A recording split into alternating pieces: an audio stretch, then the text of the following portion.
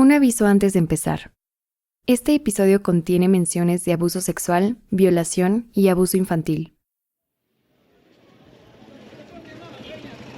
Es 27 de marzo de 2018. Son alrededor de las 11 de la noche en el distrito de Kasongo, en Malawi. Aunque ya es tarde, hay gente en la calle. Un hombre llamado Sikwella vende kebabs de pescado en la esquina.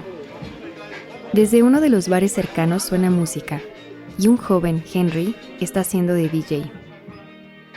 Un poco más lejos, otro hombre, Ismael, toma algo tranquilo, sin meterse con nadie. De pronto, la calma se rompe. Llega la policía. Detienen a los 3 hombres y los arrestan. Ellos preguntan por qué, pero no obtienen respuesta. A la mañana siguiente, Henry, Ismael y Sikwella son llevados ante la corte. Allí se les acusa y se les condena por el delito de ser vagos y maleantes. En este episodio, el último de la temporada, nos vamos a las calles de Malawi, donde algunas comunidades se enfrentan a la brutalidad policial diariamente. Vamos a seguir de cerca el trabajo de 2 organizaciones de justicia comunitaria: el Centro de Educación, Asesoría y Asistencia de Derechos Humanos y el Centro de Litigio para África del Sur. Estas 2 organizaciones están construyendo poder comunitario entre trabajadoras sexuales, comerciantes informales, niñas y niños en situación de calle y otros grupos. Su objetivo no es solo poner fin a los abusos policiales, sino transformar la relación entre la policía y la ciudadanía en una relación basada en la dignidad y el respeto. Te saluda Daniela Zamora, quédate con nosotras.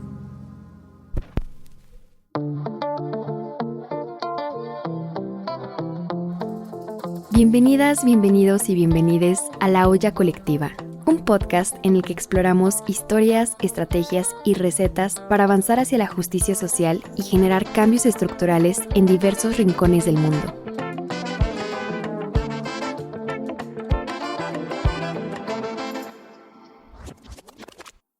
Solo una nota aclaratoria antes de continuar con nuestra historia. Este episodio es la versión en español de un episodio original en inglés de nuestro podcast A Common Pod, producido por Purvi Chitalkar. En este episodio, las voces de las y los invitados originales serán dobladas al español. Los 3 hombres arrestados en marzo de 2018 fueron víctimas de lo que se conoce como una redada policial. En pocas palabras, en estas redadas, o bien la policía llega y barra a las personas indeseables de la calle como una escoba o caen picados sobre ellas como un águila. La idea detrás de esto es que el trabajo de la policía no es prevenir el delito, sino deshacerse de la gente que, según ellos, son indeseables en la sociedad. Escuchamos a Anneke Merkotter. Me llamo Anneke y soy la directora del Centro de Litigio para África del Sur, mejor conocido como SALC. Tenemos sede en Johannesburgo y trabajamos en toda África del Sur y compartimos una oficina con CRIA en Malawi. Y esta es Ruth Kaima. Soy Ruth Kaima de Malawi y trabajo con una organización que se llama Centro de Educación, Asesoría y Asistencia en Derechos Humanos, mejor conocido como CRIA. Trabajo como responsable de programas y litigación. Juntas, CRIA y SALC trabajan de cerca con comunidades vulnerabilizadas en todo Malawi, desde trabajadoras sexuales y comunidades LGBTQ+, hasta comerciantes informales y niñas y niños en situación de calle. Combaten prácticas policiales injustas y abusivas a las que estas comunidades se enfrentan a diario, incluidas las redadas policiales. La policía utiliza, de alguna manera, el derecho constantemente para atacar a gente pobre. Y en eso exactamente ha consistido el trabajo de CRIA y de SALC: intentar mostrar cómo el derecho penal, las prácticas policiales y todo el sistema judicial está creado para atacar a las personas pobres por actos por lo que a los ricos jamás se les acusaría, y por actos que los mismos policías saben que nunca podrían utilizar para acusar a nadie. Las redadas se viven de manera distinta para cada comunidad. En Malawi, aun cuando el trabajo sexual es legal, la policía sigue teniendo en la mira a las trabajadoras sexuales, sometiéndolas a operativos y detenciones arbitrarias. Digamos que la policía decide hacer redadas en pensiones, pero no vas a ver que la policía vaya a un hotel o a un establecimiento de lujo. Lo más probable es que se dirijan a una pensión porque saben que es un lugar para personas de clase baja. Esto significa básicamente que irrumpen en las habitaciones de la gente, invaden su intimidad y literalmente se llevan a todo el mundo que encuentran ahí. Detienen a todas las trabajadoras sexuales y se las llevan a la comisaría. Si eres una trabajadora sexual y te han arrestado, estas son tus opciones. Si tenés dinero, tenés la posibilidad de rescatarte. Quienes tienen dinero pagan a la policía. Quienes no lo tienen enfrentan dos opciones igualmente injustas. Pagar en especie, lo que puede significar acostarse con los policías por la fuerza para ser liberadas, en esencia ser violadas, o quedarse en la comisaría hasta una semana.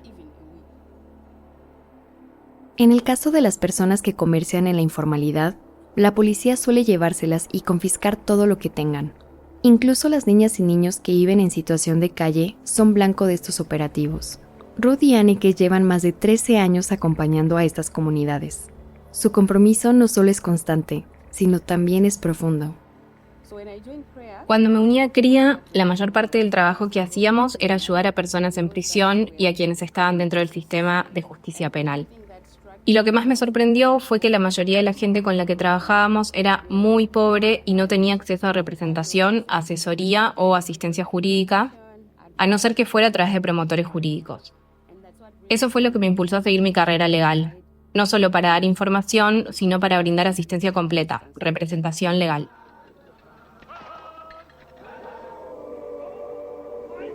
Abroad, apartheid was widely seen as oppression. Demonstrations sometimes recalled the most violent racial clashes of the 1960s. Tengo que reconocer a mis padres. Crecí durante el apartheid en Sudáfrica y ellos estaban en la lucha. Eran muy activos. Como hijas e hijos, crecimos muy conscientes de nuestro privilegio y de las injusticias en la sociedad.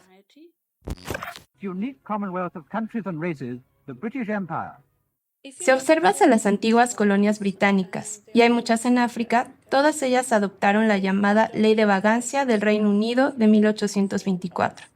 Para ser sincera, había leyes similares de vagancia en las colonias francesas y portuguesas de toda África.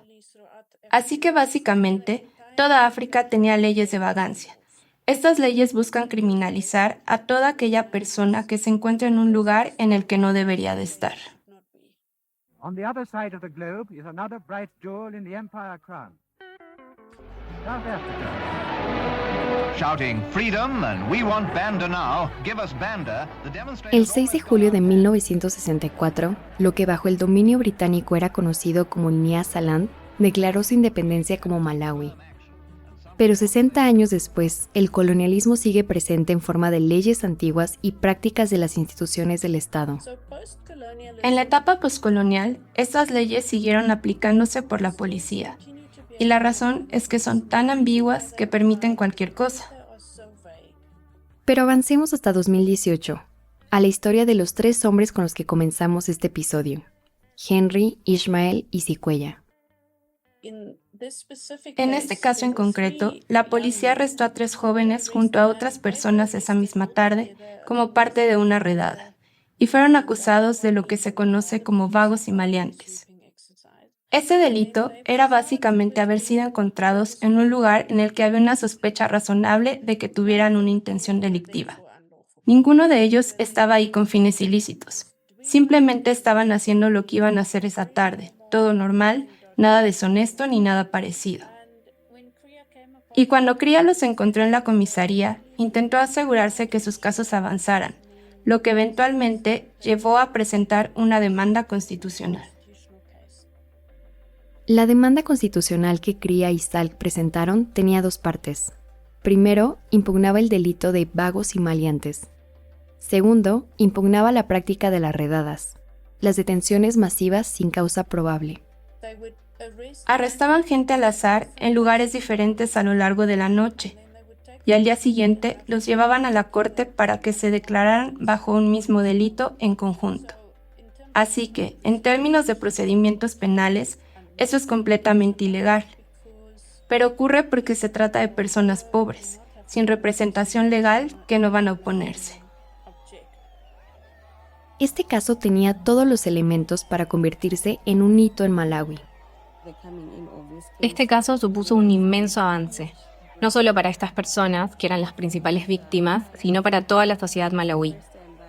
Fue la primera vez que se prestó atención a las voces de estos grupos marginalizados. La corte fue durísima respecto a los niveles de abuso policial y a la frecuencia con que la policía realiza arrestos sin respetar la ley.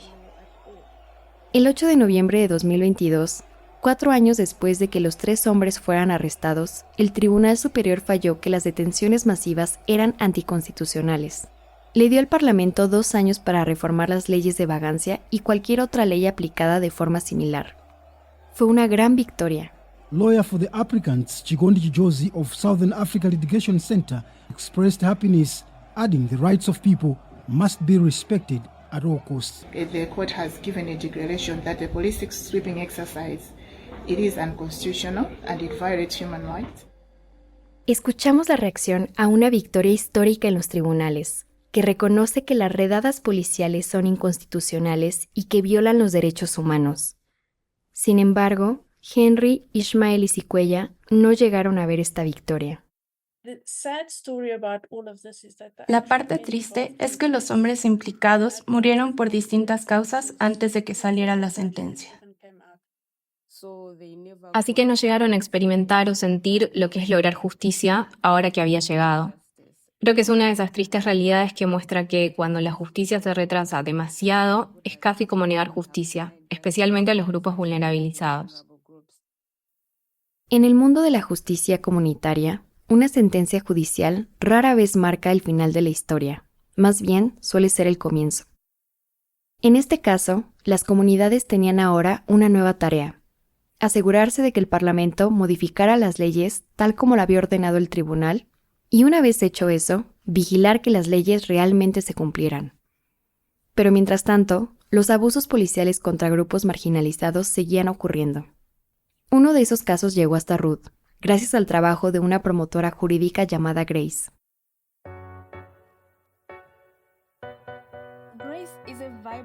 Grace es una mujer muy energética.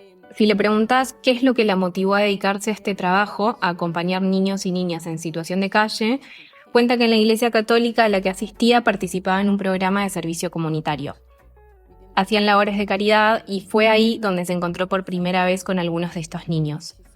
Dice que algo se encendió en ella. Con el tiempo, los niños comenzaron a verla como una tía, como la única persona en quien podían confiar y que realmente podía ayudarlos. Las niñas y niños le contaron a Grace que había un oficial que abusaba sexualmente de ellos. Cría se hizo cargo del caso, pero temían que la policía no hiciera lo suficiente para responsabilizar a uno de los suyos, así que acudieron a la fiscalía. El fiscal presentó cargos contra el oficial de policía, pero el caso estuvo parado durante 1 año, por lo que Cría decidió cambiar de estrategia. Ayudaron a los niños en situación de calle a presentar una denuncia ante la Comisión Independiente de Denuncias, por sus siglas en inglés ICC. La ICC se creó en Malawi en 2020 para tramitar las denuncias de la gente contra oficiales de la policía y fortalecer la rendición de cuentas. Ellos exigieron que se arrestara al oficial de policía. Lo arrestaron y el caso empezó a avanzar en los tribunales. Pero claro, al ser niñas y niños que viven o trabajan en la calle, estaban en una situación muy vulnerable. Creo que hemos aprendido, a veces por las malas, que en ciertas ocasiones el empoderamiento jurídico también exacerba las represalias por parte de algunos actores del Estado. Cría, por lo tanto, reubicó a esos niños en un refugio para protegerlos de potenciales peligros. El refugio protegió a los niños, pero no a Grace. De alguna manera, el oficial de policía que estaba siendo juzgado consiguió salir bajo fianza. Y una vez en libertad bajo fianza, comenzó a perseguir a Grace. Investigó dónde vivía, a qué se dedicaba o qué lugares frecuentaba en la ciudad. Todo esto la tenía bastante traumatizada. Cuando fue acosada por el agresor, el oficial de policía, eso la afectó profundamente. Así que decidió mantener un perfil bajo, decir como, bueno, creo que tengo que pasar desapercibida, lo que nos pareció comprensible. Pero no solo la afectó a ella. también era una persona en quien los niños y niñas en situación de calle confiaban muchísimo. Y como si eso no fuera suficiente, el caso en los tribunales se fue alargando y alargando. Al cabo de un año, los niños comenzaron a inquietarse. Estaban acostumbrados a la calle, a moverse con libertad, no a permanecer encerrados en una casa, por más segura que fuera. Poco a poco muchos comenzaron a alejarse del refugio. Ruth y su equipo necesitaban encontrar una forma de mantener vivo aquel impulso inicial. Volvimos a empezar de cero y comenzamos a hablar con estos niños para decirles, miremos hacia atrás, 1 o 2 años, ¿cómo era la situación entonces? Y ellos respondieron, no teníamos esperanza, no había manera de lograr nada. Entonces respondimos, pero ahora al menos logramos que un oficial esté arrestado. Sí, el proceso está tardando, pero está arrestado y respondiendo por sus delitos. La comisión de denuncias logró que un policía fuera responsabilizado y arrestado por este caso. Pero no es una solución perfecta. La falta de fondos y de personal provoca demoras interminables y deja a muchas personas atrapadas en el limbo. Y parte del trabajo es en realidad luchar porque estos organismos tengan un mayor apoyo por parte del Parlamento, para que sean capaces de responder a las solicitudes perfectamente aceptables de las comunidades marginalizadas, para que así estas mismas comunidades puedan confiar en ellos para denunciar estos casos. Creo que cuando una persona marginalizada, que vive abusos extremos y condiciones de vida durísimas, reúne el coraje y la energía para acercarse a una institución y denunciar a un policía, está haciendo un esfuerzo enorme. Y si esa institución no responde, no solo le falla a esa persona, le falla a la democracia misma. Cría y Salk aprendieron que para transformar la relación con la policía hay que saber cuándo confrontarles y cuándo construir juntos. Cuando la policía comete abusos, recurren a todo el peso de la ley para exigir rendición de cuentas y aumentar la presión pública. Por ejemplo, en el caso de las y los niños en situación de calle, desde Cría y Salk se aliaron con medios de comunicación para publicar la historia y generar indignación social hacia la ICC. Pero denunciar a los oficiales cuando cometían abusos no siempre daba la sensación de estar ganando la batalla. Cría y Salk necesitaban encontrar una manera de mejorar la relación entre la comunidad y la policía y de prevenir esos abusos de raíz. Mientras tanto, en Blantyre, en la misma comisaría de donde provenía el agresor, otro oficial comenzó a acercarse de una forma distinta, dialogando directamente con las niñas y niños en situación de calle. Esto es algo que no había pasado antes. Las niñas y niños por lo menos podían decir, bueno, sabemos que en la comisaría, si logramos hablar con la persona a cargo, con el jefe, a veces ellos sí nos escuchan. Transformar una relación donde la confianza se ha erosionado por completo no es fácil. Pero este hecho suponía un rayo de esperanza. Con la gente adecuada, quizás sea posible. Para Cría y Salk fue una motivación y aprovecharon el momento. Una de las principales estrategias que usamos al interactuar con el Estado, por ejemplo con la policía, es procurar no llegar directamente a decirles, ustedes están equivocados. Sí, lo están, pero tratamos de acercarnos desde otro lugar, buscando el diálogo y diciendo, de acuerdo, ¿cómo podemos trabajar juntos en esto? Con este nuevo enfoque, Cría y Salk comenzaron a ver un cambio en las relaciones con la policía. En vez de estar siempre en bandos opuestos, comenzaron a hablar. Esta vez fuimos y les dijimos, siempre estamos encima de ustedes, la policía hace esto y aquello, pero nunca nos detenemos a escuchar cuáles son sus problemas y cuáles son sus retos. Por ejemplo, durante el COVID, un agente me dijo, sabemos que se asignó dinero para patrullas, pero no llegó a las y los oficiales de bajo rango que hacen el trabajo. Estamos frustrados y descargamos esa frustración arrestando gente.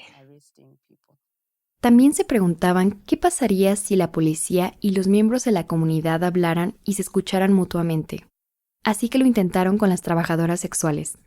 De hecho, empezamos un diálogo diciendo algo como, no tienen que ver a las trabajadoras sexuales solo como personas a las que pueden perseguir o como un grupo que siempre está cometiendo actos ilegales. También pueden trabajar con ellas. Y eso realmente ha funcionado, especialmente en el distrito de Dedza, donde la policía y las lideresas de las trabajadoras sexuales trabajan conjuntamente. A veces ellas mismas proporcionan información, actúan como informantes cuando saben que se está cometiendo un delito o que se va a cometer. En ese contexto, la policía se ha mostrado un poco más abierta.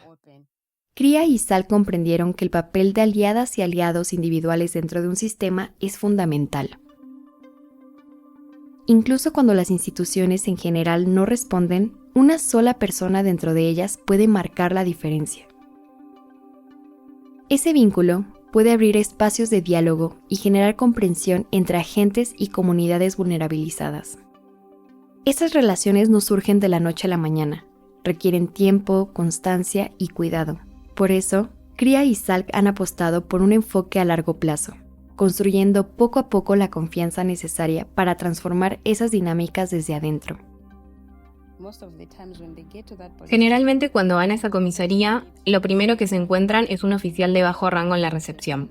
Así que es muy importante crear esa relación con ese agente.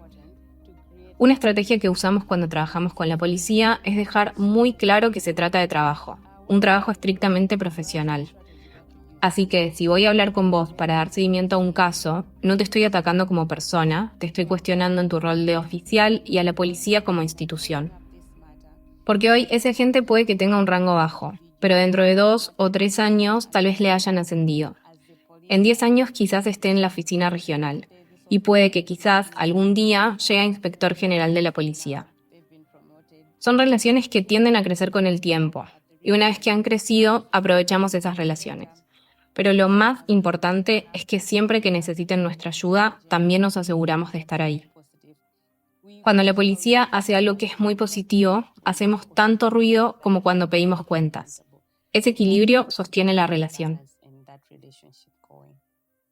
Suena bien cuando funciona, pero hay momentos en que la tensión sale a la superficie. Ruth recuerda cómo pensaron que tener un aliado en un puesto alto de la policía y resultó ser algo muy distinto. Aunque por lo general era nuestro aliado, cuando se trataba de algunos grupos específicos de las comunidades con las que trabajamos, como por ejemplo con los niños en situación de calle, resultó ser todo lo contrario. Nos decía a la cara, siempre que se trate de niños en situación de calle, les puedo asegurar lo siguiente. Nunca voy a dejar de arrestarlos. Nunca dejaré de ordenar a mis agentes que los arresten. Son delincuentes y están aterrorizando nuestras ciudades. Y estamos hablando de una persona con formación, a favor de los derechos humanos. A veces hay que evaluar y retirarse. Así que, ¿cuál es el impacto? ¿Funciona? Cría y Salk han estado intentando hacerse una idea del impacto de su trabajo en estas comunidades. Para mí, uno de los mayores impactos que ha salido de esto es el empoderamiento real que han adquirido los grupos con los que hemos estado trabajando.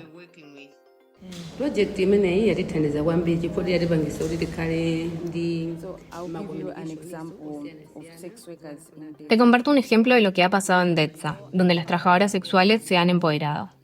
Si una trabajadora sexual es arrestada, por ejemplo en DETSA, otra trabajadora sexual es capaz de ir a la comisaría y preguntar por qué ha sido arrestada su amiga. O incluso, si ella misma ha sido arrestada, ser capaz de decir, ¿por qué he sido arrestada? ¿De qué delito se me acusa? Por lo general, la policía de lo que se da cuenta es que esa trabajadora sexual conoce sus derechos. Sabe que no puedes arrestarla sin ninguna razón y retenerla en una celda durante mucho tiempo. La mayoría de las veces la policía o bien las libera directamente o se asegura de que se facilite la liberación de esas trabajadoras sexuales. El empoderamiento que describen Ruth y Anneke no se produce solo a nivel individual. Están viendo cómo el empoderamiento se da de manera colectiva en las comunidades. Se trata de que las comunidades desarrollen ese sentido de activismo y solidaridad social, que les permita levantarse unas a otras cuando algo sucede y no solo por sí mismas. Y eso se nota en los grupos, en la forma en la que se acompañan, en cómo han estado ahí unas para otras en momentos de crisis. Para Ruth, un gran logro reciente fue que integrantes de estas comunidades que luchan contra el abuso policial ahora están en espacios de toma de decisiones. Poyamba tinaribe danga rokumana ndi apolisi pakakhala kuti pachitika ma issues. Un hecho reciente que realmente me sorprendió fue la última interacción que tuvimos con las trabajadoras sexuales y las comunidades LGBT de uno de los distritos, Muanza, cuando de hecho descubrimos que tienen una representación en el comité ejecutivo del distrito. Ese es el nivel más alto en la administración del distrito. Por eso tenés representantes en el comité de todos los sectores importantes. Salud, educación, líderes locales, todo el mundo está ahí. Ahí es donde se toman las decisiones, y la representante de las trabajadoras sexuales está en ese comité.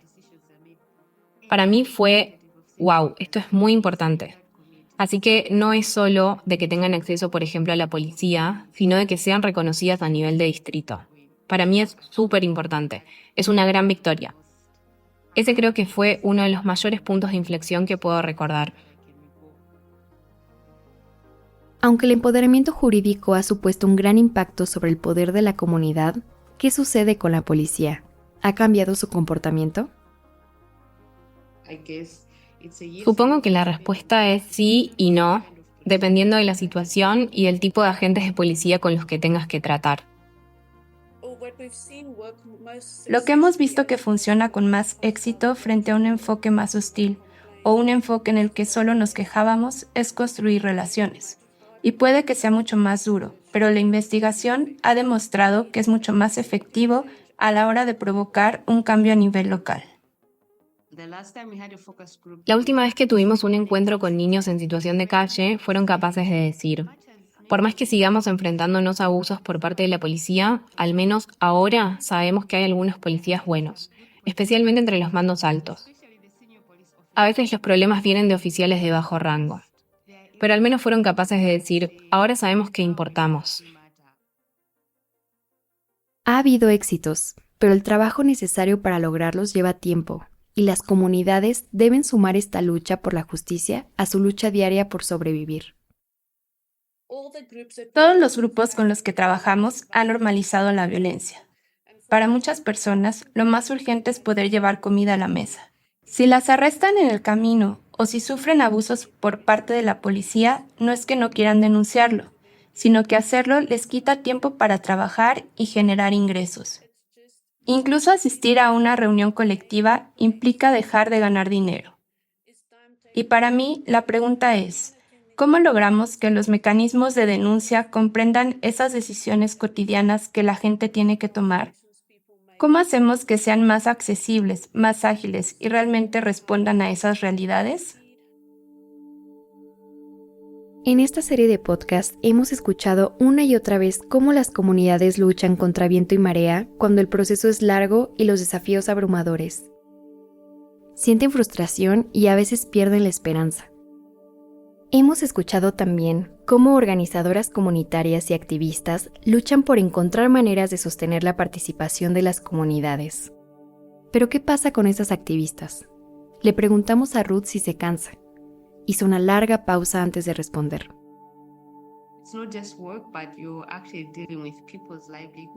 No es solo un trabajo, en realidad estás tratando con el sustento y todas las fuentes de supervivencia de la gente. Realmente te afecta. Especialmente cuando les das esperanza, cuando las acompañás, les das a conocer las vías que hay, y a veces esas vías no funcionan y vuelven con vos. Realmente duele. O a veces cuando das toda la ayuda que podés y no es lo que necesitan. Como el ejemplo de los comerciantes informales que seguimos diciendo. Su interés es conseguir recuperar el dinero, que les devuelvan su capital y su mercancía. Pero eso es algo que no somos capaces de hacer. Realmente nos afecta y a veces nos agotamos. Hemos aprendido a parar de vez en cuando, a decir: creo que hay que tomarse un segundo, frenar un poco. Y creo que esos momentos de pausa también nos ayudan a recuperarnos y a recomponernos. Y a veces a tener mejores ideas o mejores estrategias con las que trabajar. Pero sí, es un trabajo duro.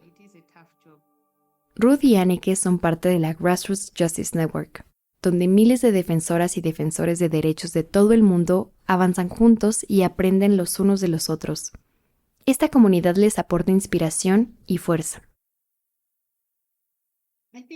Creo que el simple hecho de saber que no estás sola en esta lucha cambia mucho las cosas.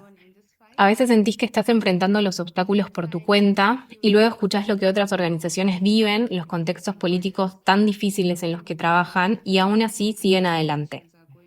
Eso por sí solo te da fuerza y motivación para seguir luchando. Y cuando escuchás a personas que llevan años en esto y que después de tanto tiempo logran un pequeño avance, aunque sea en un solo tema, y ves cómo ese paso abre otros caminos, te das cuenta de lo valioso que es compartir y aprender de quienes también están sosteniendo esta lucha por el empoderamiento jurídico. Ruth recuerda un momento en Nairobi, en 2023, en que miembros de la red se reunieron para aprender del trabajo de los demás. Ruth habló con Megan, una compañera activista que trabaja con las comunidades de asentamientos informales en África Occidental. Algo que me dijo es que era muy importante escuchar lo que las comunidades con las que estás trabajando realmente desean o anhelan. A veces es mucho más fácil para vos pensar que vos sabés lo que es mejor para ellos o cuál sería la solución para sus problemas. Solo cuando te sentás y los escuchás es cuando te das cuenta y decís, mi idea tiene sentido, pero no es lo que quieren ni el impacto que buscan. Ahí empieza todo. Y también en asegurar que el empoderamiento quede en las propias comunidades.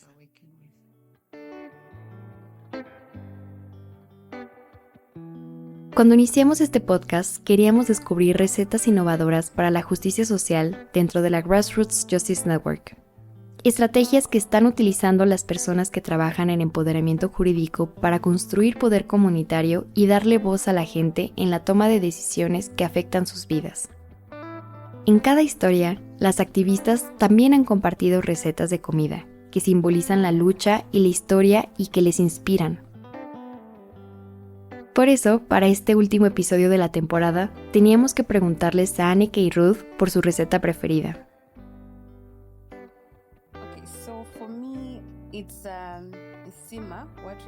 Para mí sería el sima. El sima es una especie de masa a base de almidón. La mayoría de las veces el secreto para disfrutarlo, además de prepararlo bien, está en con qué lo acompañás. Por ejemplo, a mí me encantan los frijoles. Yo veo el sima igual que el empoderamiento jurídico. Para que sea eficaz, tenés que usarlo y diseñarlo en distintas estrategias. También hay que cuidar las proporciones, porque si no lo haces, puedes terminar victimizando a otras personas. O incluso dañando la relación que justamente estás intentando construir con las instituciones del Estado.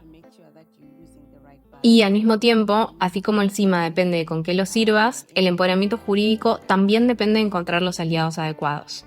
Porque si los tenés, el empoderamiento jurídico, igual que el sima bien preparado, puede ser un verdadero éxito.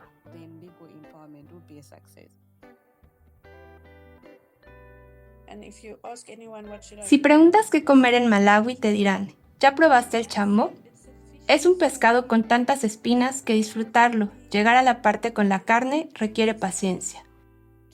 Es un poco como la vida en Malawi y en concreto, como el trabajo que las organizaciones comunitarias y los activistas hacen con la policía. Es difícil, pero si logras un diálogo fructífero, disfrutarás la carne, relaciones provechosas, cohesión y entendimiento. Solo no te tragues una espina.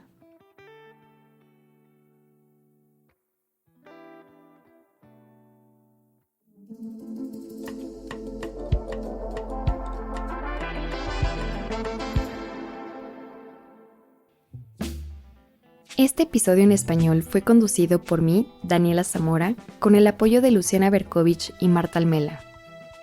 Este episodio contó con el doblaje de voces en español de Romina del Sordo y Emilia López. El episodio original fue producido por Purvi Chitalkar, con Jackie Sofía como directora de producción. El diseño de sonido estuvo a cargo de Mohammad Kreisat y Andrés Pacheco Girón. El apoyo editorial estuvo a cargo del equipo de comunicaciones de Namati, y también hemos tenido el apoyo de Anuradha Yoshi y Catalina Marino. Un agradecimiento enorme a Anneke Mercotter de Salk y a Ruth Kaima de Cría por compartir su historia. Este proyecto no habría sido posible sin el apoyo del Centro Internacional de Investigaciones para el Desarrollo, IDRC, y Global Affairs Canadá. Si disfrutaste de este episodio, te invitamos a calificar el podcast, dejarnos una reseña y compartirlo con tus amigas y amigos. Nos encantaría escuchar lo que piensas. Tus comentarios nos ayudan a que estas historias lleguen a más personas alrededor del mundo. También suscríbete y explora otras historias de esta temporada, desde Argentina, Chile, Indonesia y Kenia. La Olla Colectiva, recetas para que las comunidades conozcan, usen y transformen el derecho, es una producción conjunta de Namati y la Grassroots Justice Network. Para formar parte de la red y seguir nuestro trabajo, visita www.grassrootsjusticenetwork.org y encuéntranos en YouTube, X antes Twitter y Facebook como @grassrootsjn.